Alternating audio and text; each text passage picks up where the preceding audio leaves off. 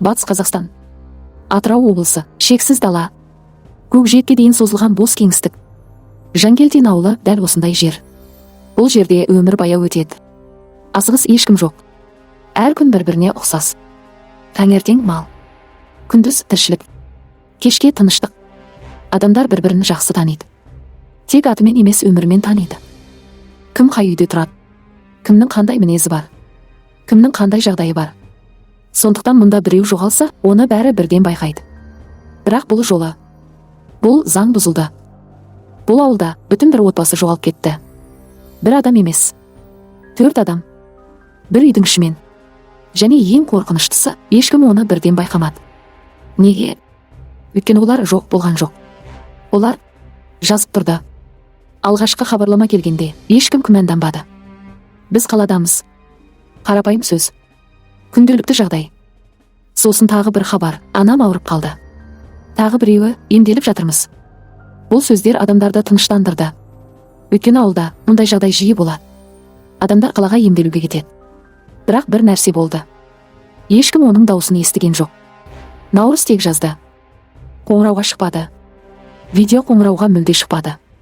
Бір рет емес, 2 рет емес, бірнеше апта бойы.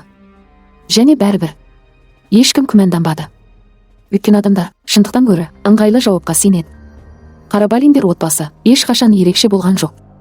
Олар бай емес, билікті емес, танымал емес.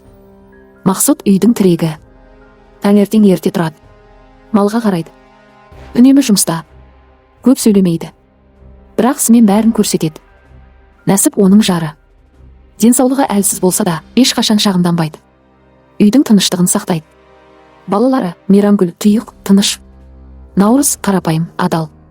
Бұл отбасы ешкімге жамандық жасамады. Сол себепті ешкім олардан қауіп күтпеді. Бірақ кейде ең қауіпті нәрсе сырттан келмейді. Ол іштен келеді. Қарашая, күздің соңы. Ауа салқындай бастады. Сол кезде үйге қонақ келді. Кіші қыздары Ақбаян және күйеуі Сұлтан. Бұл қалыпты жағдай. Қыз бала ата-анасына келеді. Күйеу бала бірге келеді. Олар үйге кірді. Амандасты, дастарханға отырды. Әңгіме басталды. Сырт көзге бәрі қалыпты. Бірақ дәл осындай сәттерде ең үлкен қателік жасалады. Адамдар қауіп күтпейді. Өйткені олар өз адамдарын көріп отыр.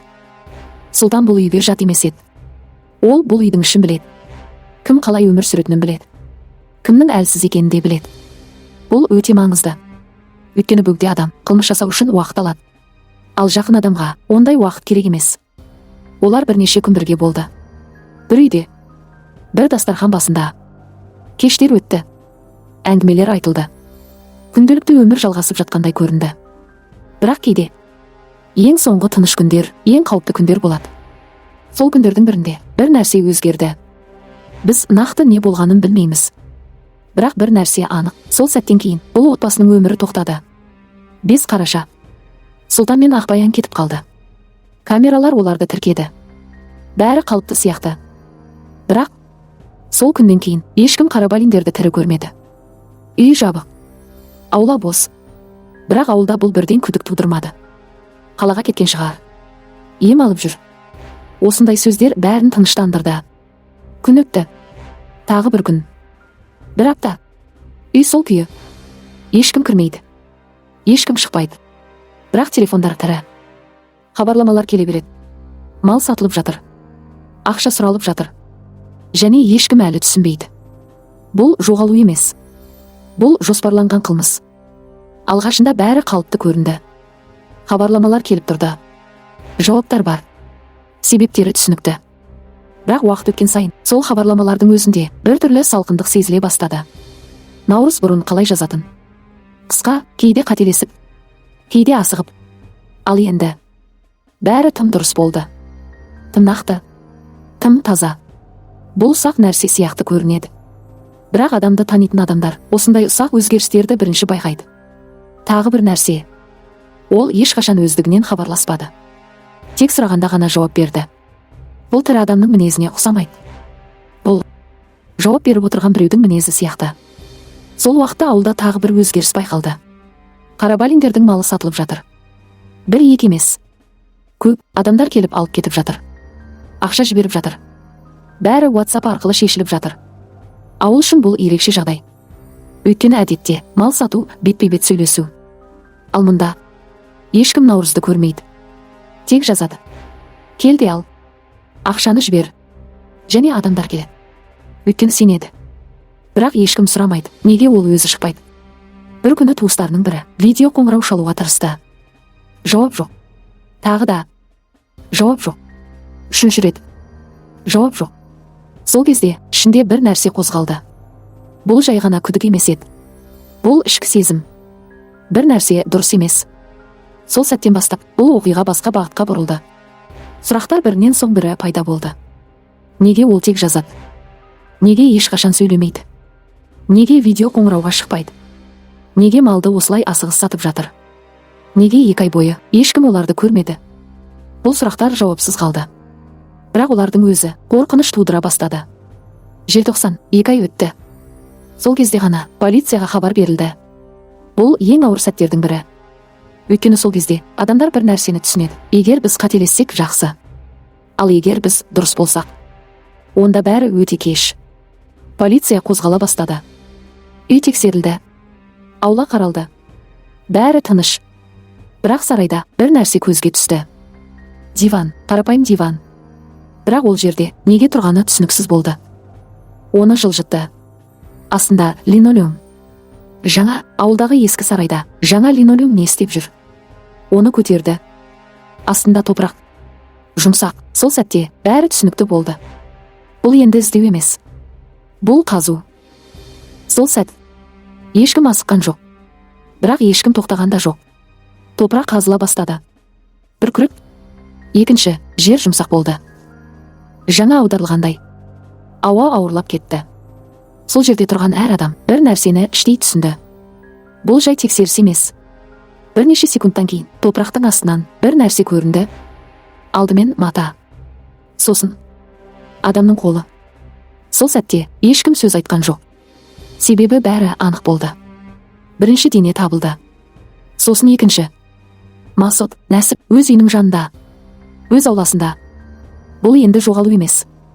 Бұл кісі өлтіру. Және ең қорқыныштысы. Олар сол жерде 2 ай бойы жатқан. Жаңалық тез тарады. Ауыл оянды. Адамдар жиналды. Көрді, сенбеді. Қалай? Неге? Ешкім байқамады ма? Бірақ бұл сұрақтардың ешқайсысы жауап бермеді. Өйткені ең ауыр шындық олардың жанында жатқан. 2 ай бойы. Ал сол уақытта олардың атынан хабарламалар келіп тұрған. Бірақ бәрі бітпеді. Наурыз бен Мейрамгүл жоқ. Егер ата-анасы осында болса, онда олар қайда? Бұл сұрақ бәрінен ауыр болды. Іздеу басталды. Ауыл, дала, су, бос үйлер. Барлық жерде іздеді. Бірақ ештеңе табылмады. Бұл енді жай қылмыс емес екені анық болды. Бұл жоспарланған әрекет. Сол уақытта басты күдікті жоқ болды. Сұлтан жоғалды. Ол із-түссіз кеткен. Кейін белгілі болды. Ол елден шығып кеткен. Жалғыз емес. Онымен бірге Ақбаян. Бұл жерде тағы бір сұрақ туды. Ол құрбан ба? Әлде бәрін білген бе? Уақыт өтті. Іздеу халықаралық деңгейге шықты. Және бір күні жаңалық келді. Индонезия, сол жерде олар ұсталды. Сұлтан, Ақбаян. Телефондар табылды. Құжаттар табылды. Оларды Қазақстанға қайтарды. Енді жасырынатын жер жоқ. Тергеу басталды. Алғашында үнсіздік болды. Сосын ол сөйлей бастады. Сұлтан мойындады. 4 адам. Бір отбасы. Өлтірілген. Ол айтты, қайда көмгенін. Наурыз, Мейрамгүл оларды тапты. Енді бәрі толық болды. Бірақ ең қорқыныштысы. Ол өлтіргеннен кейін олардың атынан жазып отырған. Хабарламалар жіберген. Ақша сұраған. Малды сатқан. 2 ай бойы оларды тірі қылып көрсеткен. Бұл жай қылмыс емес. Бұл суық жоспар. Кейде ең қорқынышты адам бейтаныс емес. Ол сенің үйіңе кіретін адам. Сен сенетін адам. Және сен ешқашан одан қауіп күтпейтін адам. Сіздер Қарафайл каналындасыздар.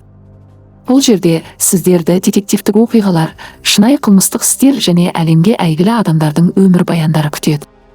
Біз әрбір тарихтың артында жасырынған шындықты бірге ашамыз. Осындай қызықты оқиғаларды жіберіп алмау үшін каналға жазылыңыз.